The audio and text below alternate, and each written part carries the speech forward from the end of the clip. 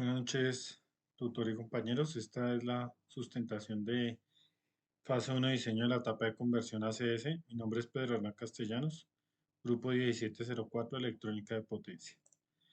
Bueno, la primera parte del diseño de la etapa de conversión, pues nos dan los parámetros iniciales del motor, que nos dice que son 110 voltios RMS, medio caballo de potencia, corriente nominal de 6 amperios, factor de potencia 0,8 y rango de operación de frecuencia entre 30 Hz y 100 Hz.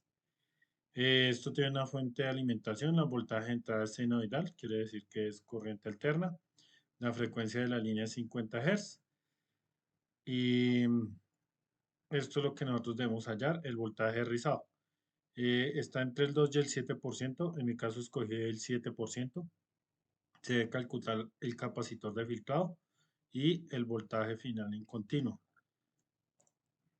Aquí iniciamos calculando el voltaje pico, que es como dijimos, el voltaje RMS son 110 voltios, se multiplica por raíz de 2, y el voltaje pico sería 155.56 voltios. Posterior a esto, calculamos el voltaje rizado pico a pico, que eso es por el porcentaje que escogimos en la tabla anterior, que en mi caso fue el 7%, acá queda 0,07, lo multiplicamos por el voltaje pico y ahí nos da el voltaje de rizado pico a pico, que es 10,8892 voltios. Eh, para hallar el voltaje rizado pico, dividimos en dos el voltaje rizado pico a pico, lo que nos da un voltaje rizado pico de 5,44 voltios. Para hallar el cálculo del voltaje en la salida de continua, eh, cogemos el voltaje pico y le restamos el voltaje rizado pico, lo que nos da un voltaje de salida en corriente continua de 150,11 voltios. Esto es lo teórico. Aquí procedemos a cargar el capacitor. Entonces el capacitor, como lo dice aquí la fórmula, reemplazamos que es corriente sobre dos veces la frecuencia por voltaje rizado pico a pico. Aquí al reemplazar los voladores, multiplicar y solucionar la ecuación, nos da 5,51 milifaradios. Entonces esta va a ser la que va a ser la indicación de mi capacitor. También debemos calcular la resistencia de carga. Esto con el fin de mirar el rizado en el proceso de la conversión de AC/DC. Para esto pues utilizamos la ley de Ohm, básicamente para despejar la resistencia quedaría igual al voltaje pico de rizado, porque pues es la salida del circuito sobre 6 amperios, que es la corriente del motor. Esto nos da como resultado 25 ohmios. Entonces aquí pues le reemplazamos los parámetros. El 7% nos da 5,44 voltios de rizado, el capacitor 5,52 milifaradios y el voltaje en continuo nos debe dar 150.000, 11,54. Aquí presentamos el circuito.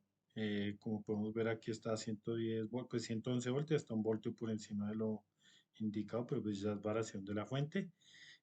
Acá utilizamos cuatro diodos, los escogimos de 6 amperios a 200 voltios, pues por las indicaciones, para que queden por encima de las indicaciones.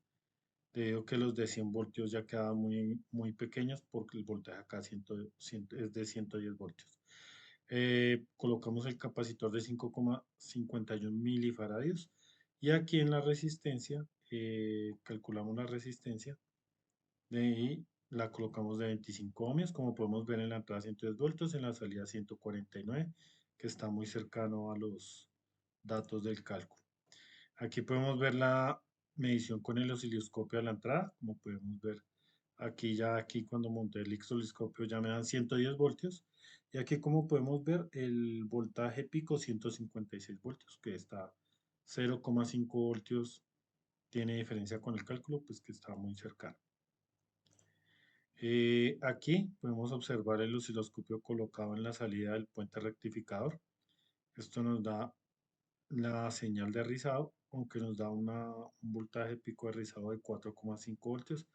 En el osciloscopio varió en las medidas, unas veces me dio 5, otros 4, 5, pero pues esta fue la medida de la foto.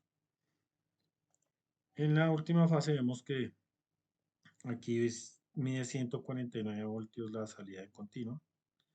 Vemos aquí, tomamos el osciloscopio desde la punta verde, desde esta parte del circuito, y acá observamos que ya nos sale la corriente continua, donde ya vemos la rectificación total de la señal inicial de entrada que era en AC. Eso es todo, muchas gracias.